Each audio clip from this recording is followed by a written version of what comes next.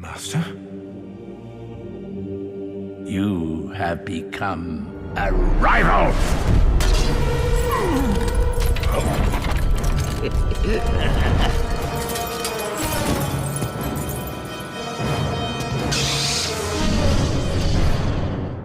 On Mandalore, a galaxy-changing duel took place between two brothers and their former master, Darth Sidious. But what if the unthinkable happened? What if Darth Maul avenged his brother in this fight? What if Palpatine never got to return? Somehow Palpatine returned. What if he never got to rule the galaxy or execute Order 66 because he didn't survive the fight versus his former apprentice all those years ago? How would this change the outcome of the Clone Wars? Who would emerge victorious in this galactic-wide war without the mastermind behind both sides? What if Darth Maul killed Palpatine on Mandalore?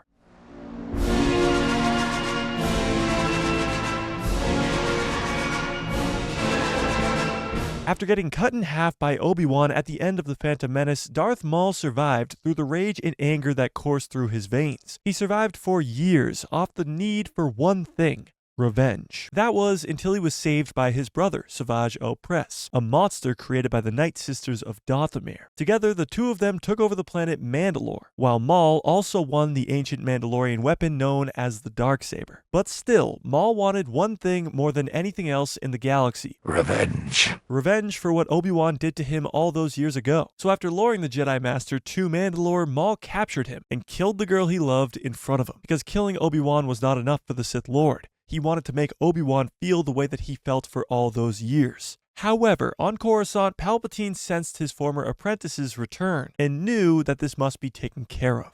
Always two there are. No more, no less.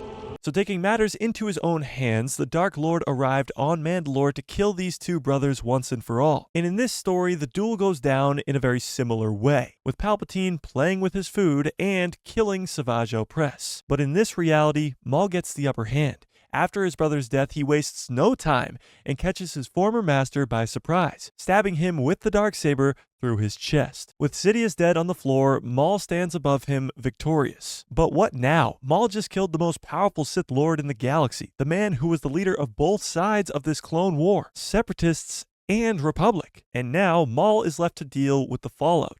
Without Palpatine, the Sith rule of two is broken, and for the first time in generations, there is no Sith Lord to control the events going on in the galaxy from behind the scenes. And as Maul looks at the two dead bodies that lay before him, he knows what has to be done. He will take the role for himself.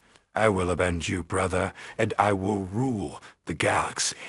Meanwhile, just like before, Bo-Katan is helping Obi-Wan Kenobi escape from Mandalore, and she tells him, "Go back to your Republic and tell them what has happened."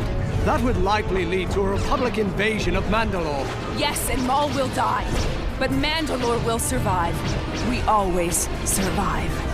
Although Obi-Wan's promise of a Republic invasion is something Bo-Katan wants, she will not be able to receive it. Because while Obi-Wan is still traveling back to Coruscant, the news of Palpatine's death reaches the Senate, and chaos erupts. The secret identity of Palpatine remains a mystery for now, but a possible assassination of the Chancellor of the Republic? How could this have happened? Mas Amedda stands before the Senate and informs them that they have started an investigation into what happened to Chancellor Palpatine. But as Yoda and Mace Windu watch on, they sense a disturbance in the Force. Afraid of what danger may be on its way, they agree that the Jedi Order must have their own investigation into this mysterious death.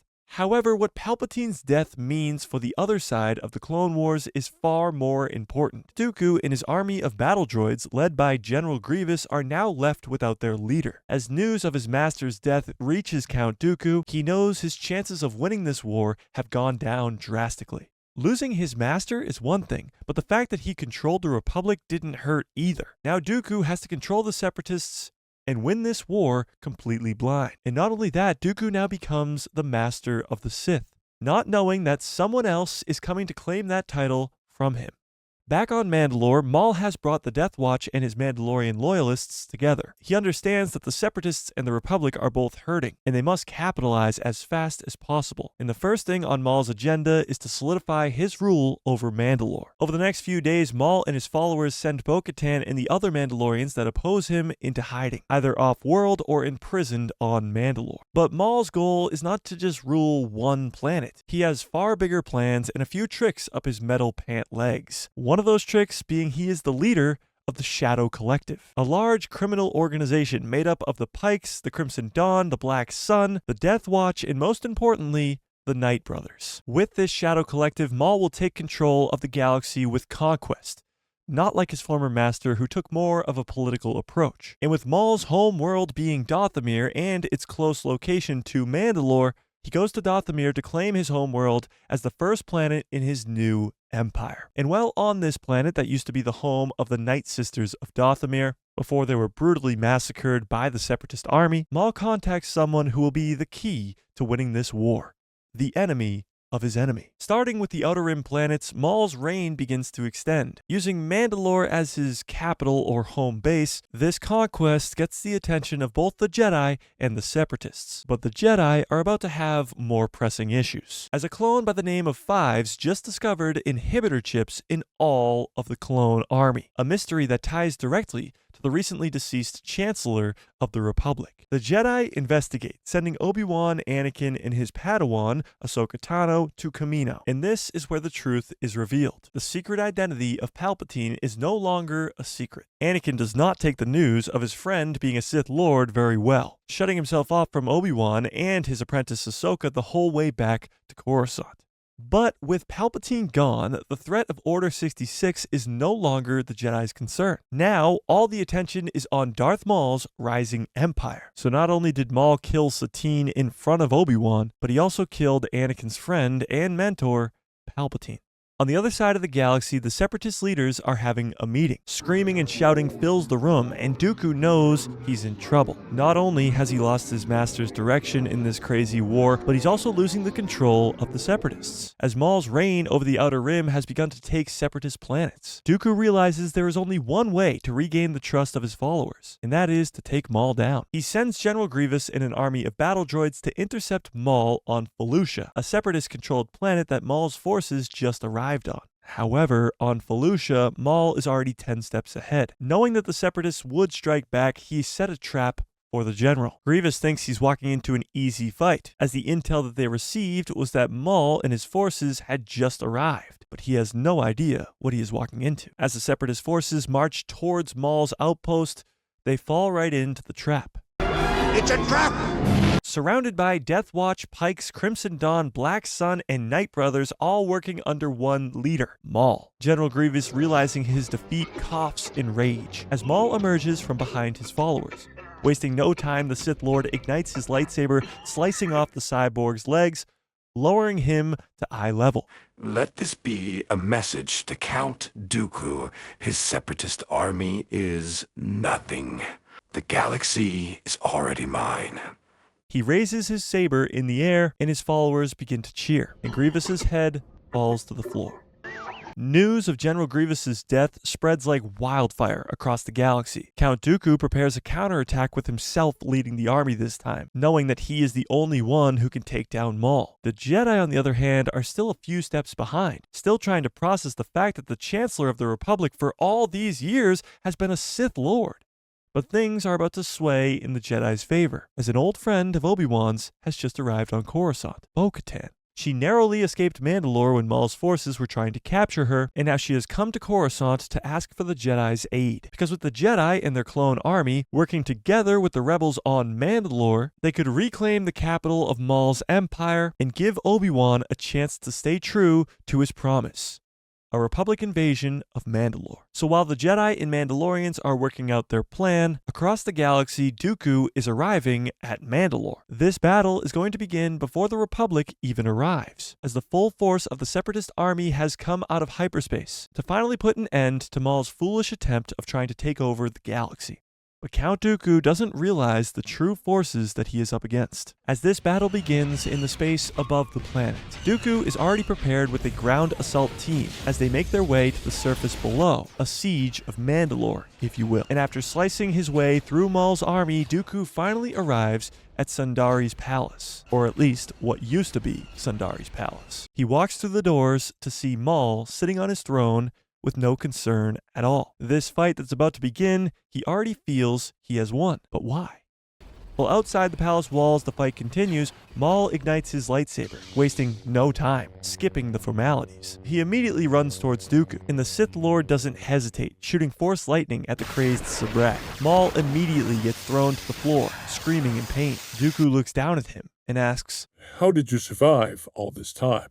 You wanted revenge? For what Kenobi did all those years ago? Is this feeble attempt to try to take over the entire galaxy just because of revenge?" Maul stands up, with rage and anger now in control. He lunges back at Dooku, this time blocking the lightning with his saber, and the fight begins. In the space above, the Battle of Mandalore continues. The droid army outnumbering Maul's forces 100 to 1. And the Separatists look like they're going to win when an uninvited third party comes out of hyperspace, the Jedi. A fleet of Venators led by Anakin Skywalker, Obi-Wan Kenobi, Ahsoka Tano, and Bo-Katan join the fight. Surprised by the Separatists being here, it still doesn't change the plan. For the Republic, this could be a huge win, killing two birds with one stone, and ending this galaxy-wide war once and for all. As the battle continues in space and the Jedi try to get down to the surface, cut back to the duel between two former apprentices of Darth Sidious. Dooku's skill with a lightsaber is one of the best in the galaxy, and he remains calm, cool, and collected, while the monster in front of him dives deeper and deeper into the rage and anger of the dark side. Count Dooku is able to use this to his advantage, catching Maul by surprise with the Force lightning yet again. Dooku smiles as he believes he has won, but Maul begins to laugh. A laugh that sounds so familiar to Dooku. A laugh he's heard time and time again from his former master. And although Maul doesn't sound anything like Palpatine, the Force has now clouded his judgment, and the laughs sound the same. It grows louder and louder, ringing in his ears as he senses someone familiar. Master. Dooku is stunned with confusion. He turns around to see his former apprentice, Savage Ventress. "You're with him?" Dooku asks, wondering how Maul could have convinced her to do this. And we flash back to Dathomir, when Dooku ordered General Grievous to massacre all the Night Sisters, all of Asajj Ventress's people. We then flash forward to Maul on Dathomir, calling to Asajj for help, promising her revenge for her fallen sisters, telling her that she is the key to winning this war. As we come back to present day, Maul stands up and activates his lightsaber once more. The galaxy belongs to those who take it, Dooku. You are nothing but a relic of a dying age. Together, me and your apprentice will rule the galaxy.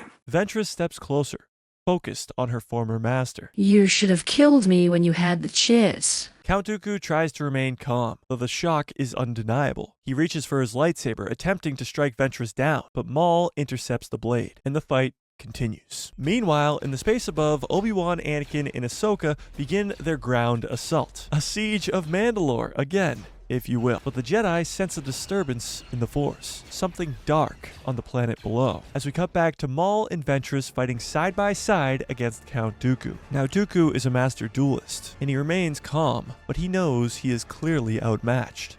The combined forces of Maul's anger and Ventress's thirst for vengeance, Dooku is no match. And as he tries to use Force lightning on his former apprentice, Maul seizes this opportunity. With a swift motion, Maul disarms Dooku, setting his lightsaber flying across the palace. For a moment, all is still. Dooku has been defeated. And before he can even speak, Maul sends the darksaber through his chest, just as he did his master, Palpatine. And Ventress watches on, satisfied that the man who killed her people and torturously trained her for all those years has finally died. Maul's victory is cut short as he senses something familiar.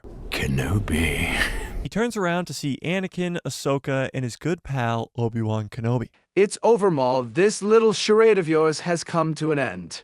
We'll take them together. Obi-Wan says, "You hear that, Snips? We got Ventress." And this duel begins. the fate of the galaxy hanging in the balance. Obi-Wan and his apprentice Anakin and his apprentice versus familiar foes Ventress and Darth Maul. As Anakin and Ahsoka split off to fight Asajj Ventress, Obi-Wan gets his one-on-one with Darth Maul. The rematch that Maul has been looking forward to for quite some time. He's let Obi-Wan suffer enough. It's time for him to die. With all the rage and anger building inside of Maul, it seems like he's becoming too powerful for Obi-Wan to handle. And while this fight continues, we see Asajj Ventress as she takes on the Chosen One and his Padawan. As Anakin disarms Asajj, she falls to her knees. She has lost. But Maul, on the other hand, is winning his battle. He has spent years and years thinking about this moment. Finally, the chance he gets for his revenge. By only using the Darksaber in this fight, Maul is able to trick Obi-Wan, and when he least expects it, pulls out his other blade, slicing off Obi-Wan's arm. He has finally succeeded in his mission. Killing Palpatine, killing Dooku, all of that meant nothing. It was the revenge he first sought out for, to kill Obi-Wan. He tortured him enough, and now it was time for him to die.